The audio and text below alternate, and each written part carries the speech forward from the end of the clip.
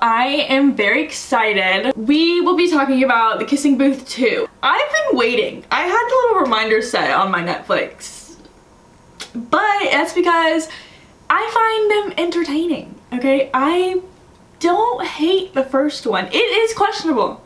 But okay, I wrote down a ton of things on my phone to talk about, so we're just gonna go through them. So let me just like preface this by saying like this is full of spoilers. So since the series started out on Wattpad, I read it there first years and years ago, and then I bought the book to support the author because I was like, this is a cool thing that she's doing.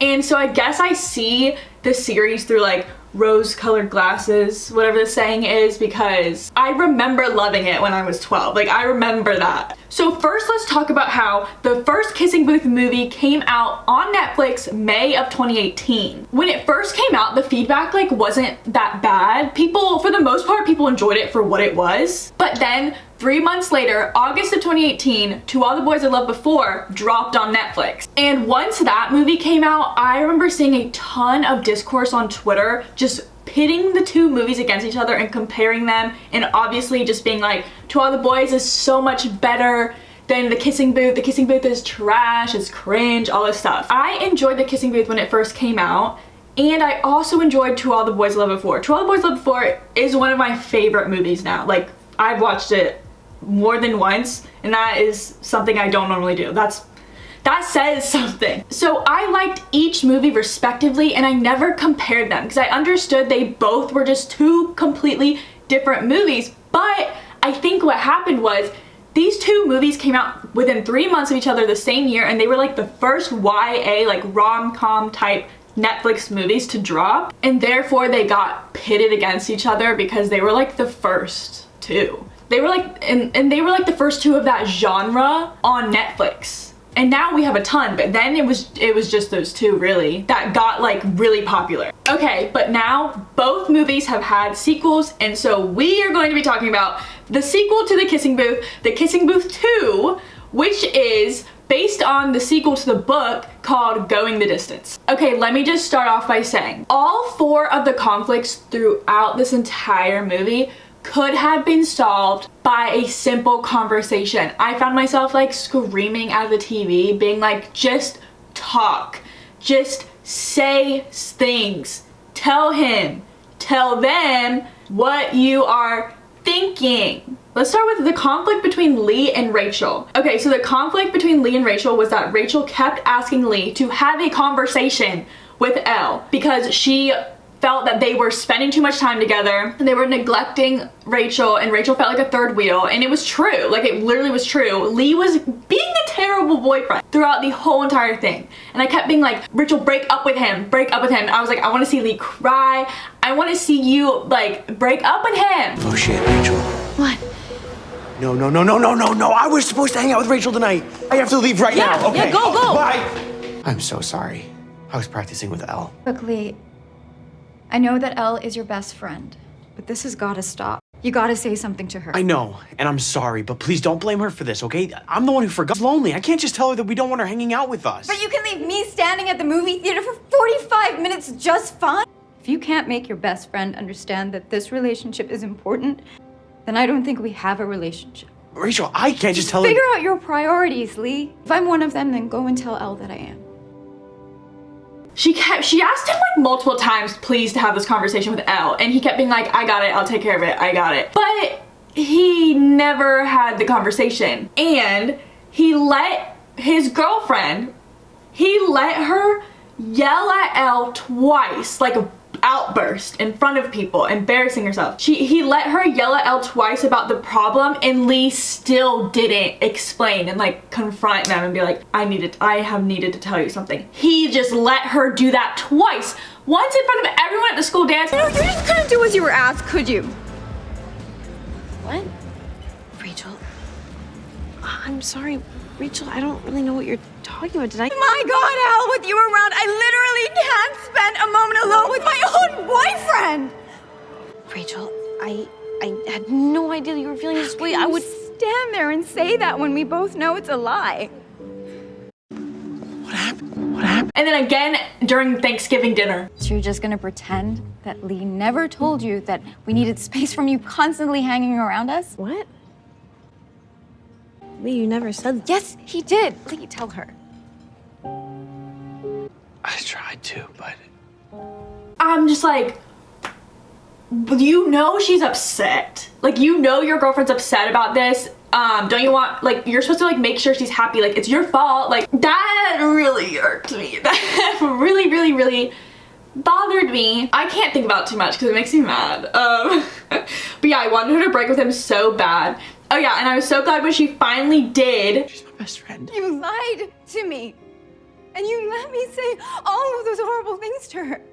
But I was not happy when he was like, at the very end, he like wants to win her back. He says, "You're the most important person in my life."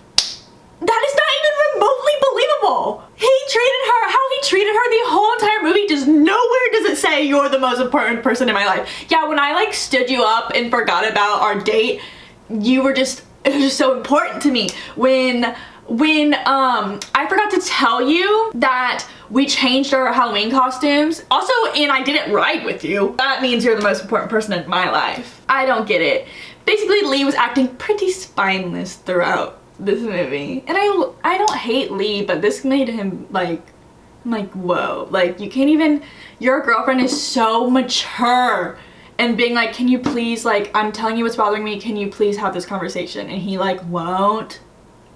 You're not a good boyfriend, dude. Okay, next conflict that could be solved with a conversation.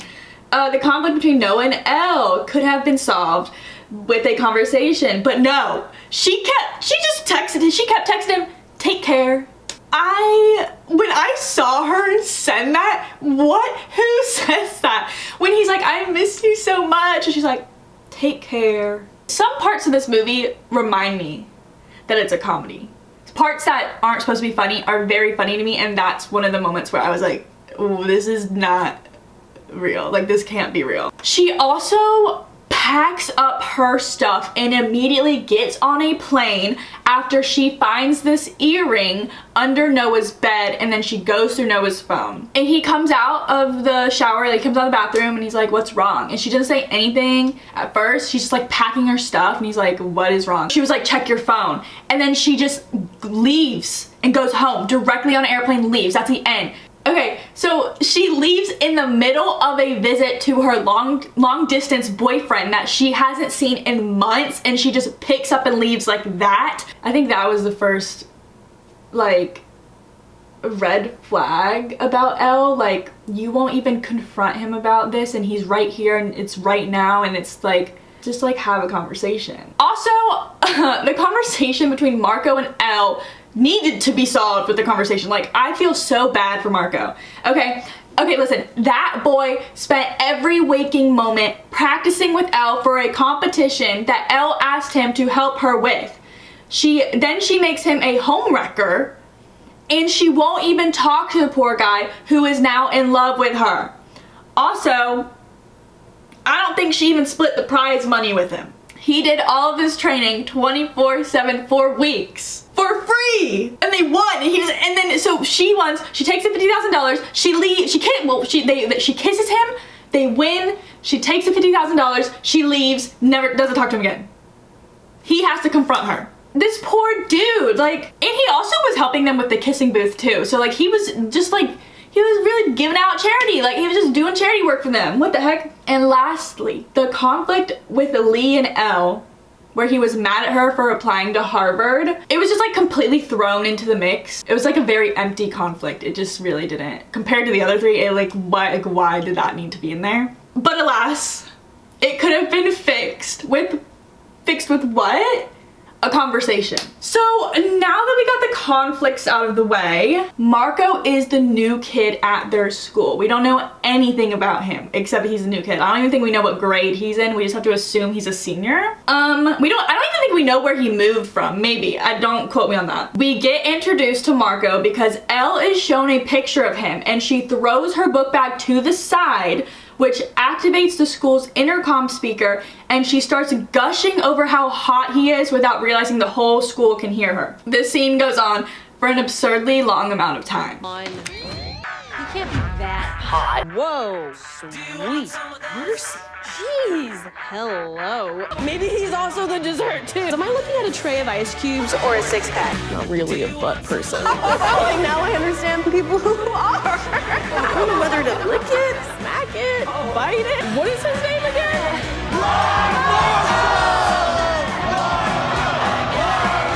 And I felt so bad for Marco. Like, he's this new kid. He does not want to be like objectified like this in front of the whole entire school by some stranger he doesn't know. But his character like takes it like a champ, and he goes to introduce himself to Elle. Since Elle didn't go find him to apologize. I would have been so mortified. Like, I know she's embarrassed, but I would have been like, he probably is too. Like, I don't even know this kid. I need to go apologize for that whole thing. No, she doesn't do that, no. But he goes to find her and introduce himself. And he goes to talk to her, but she still doesn't apologize because she thinks she's the one being embarrassed here, which she is, but like, he was too, just as much.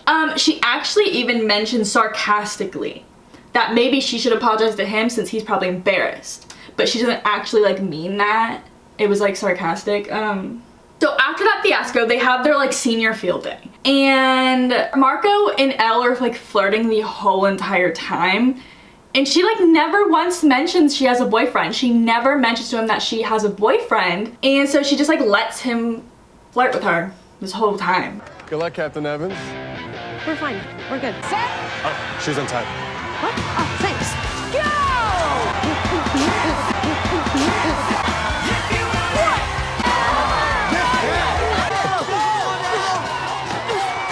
Need a hand?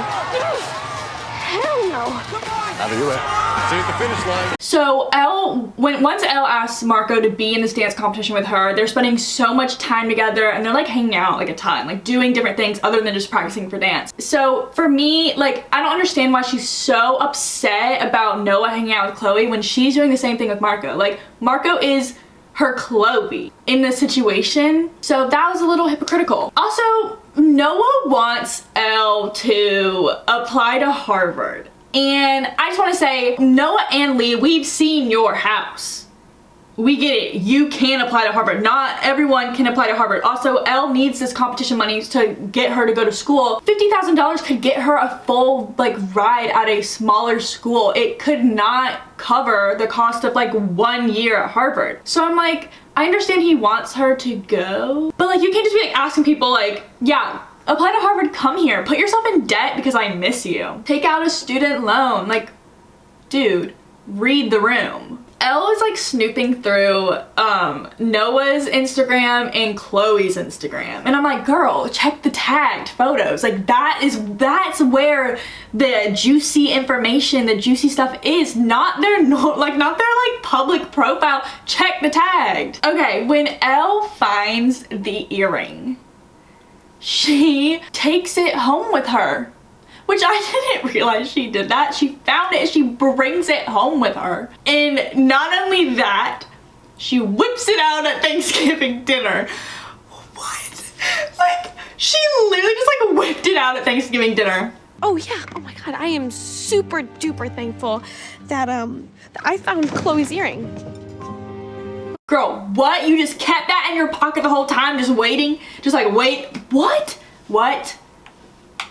Let's just get right to it. Elle cheats on Noah, and this scene is actually very sad. Like, I found it so hard. Like, it was so hard to watch. Like, it's at the end of the dance competition. She kisses Marco. They're having a moment, but she goes and kisses him. Noah's in the stands. He flew to go see her do this performance, and he literally has to watch her cheat right in front of him, on like live TV, all that stuff. So insane. So like, Noah's face when he sees her kiss Marco is so sad. She literally cheated on him, but then at the end of the movie, for him to be like, I don't care that you kissed him. He says that. He literally says, I don't care that you kissed him. That doesn't make sense to me. Okay, but hear me out. If he kissed Chloe, which Elle already thought he did, and she thought they did more than just kiss, Elle would have broken up with him. Because she already was mentally broken up with him and over the relationship just from jumping to that conclusion. So for Noah to take her back after all that doesn't seem fair to him, because Elle would have never done that for him, ever. She already was over the relationship, just assuming that. just like imagining that he kissed her. So honestly, like, Noah deserved better. Marco deserves better. But the college essay that she writes in the end made me emotional, made me tear up. That was really good. That is a really good scene. I don't know, the voiceover and everything, it just, I wasn't expecting that and I really enjoyed it. Also another moment that's like funny, that like I know wasn't supposed to be funny, but it's funny. Marco whips out his guitar out of nowhere. After they were spending all night at the fair and they're on the beach and they're talking. They talk, and then that's when Elle finally tells Marco about Noah, and all of a sudden he like whips out his guitar out of nowhere. Like he didn't have it with him. Like they were in the Ferris wheel and all this stuff. Like they never show that he has his guitar with him, but he just whips it out. And so then he starts playing the guitar. He's like strumming it and like humming, but he's not singing. He's just strumming it for a little bit, like playing. And then he just stares directly at her. He stops and just stares directly at her. And then because of the shot of the way it's filmed, he's staring directly at us. And it's like intense. It's just, that was a lot funnier to me than it should have been. And it really reminded me that this is a comedy. Basically, that's all that I have written down. But overall, I don't hate the movie at all. I enjoyed it. I'd probably watch it again. I don't mean for this to be like negative. It's just, these are like, when I watch a movie, like the weird stuff like just jumps out at me. Like I can point that out right away. And then the rest of it, the good stuff, I just don't really think about because I'm like, okay, this is good, this is good. But the weird, funny stuff is what I like, it's what I notice, but it also makes the movie funnier to me, like pointing out this stuff. Also, I don't know, there was some like shot choices that like really intrigued me. There's when Marco and Elle are practicing their dance. It's like it is kind of like a montage. No, it's like filming around them, but then there's a hyperlapse in the background of them, and but then it goes back to normal around them, and then it goes back to the hyperlapse, and then it goes back to normal, and it flip-flops a bunch of times, and I'm just like, whoa, like what?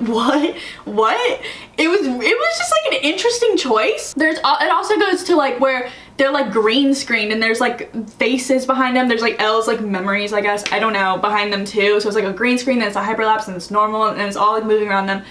It was a lot to take in as a viewer. So like stuff like that, I'm like, okay, they upped the ante, like they upped the production. Okay, but thank you guys so much for watching, and I'll see you next time. Bye. Also, there's supposed to be, I think there's gonna be a third one, which I'm totally fine with, because Elle doesn't choose between, like, she got into both Harvard and Berkeley, and she lies about it. She says she was waitlisted, but now she has to choose. And then Marco at the very end of the last movie, or the movie, very end of the movie, he's like, she's worth it. And because we know Jacob Elordi, like, he is not about the kissing booth anymore, they're probably gonna like get rid of him and then have Marco go to the Berkeley School of Music, and Elle and Lee go there together, and then they can like reconnect in college. Because if it was a long distance relationship with Marco, like, it wouldn't make any sense, you know? It's already long distance with Noah. So that's my theory. Okay.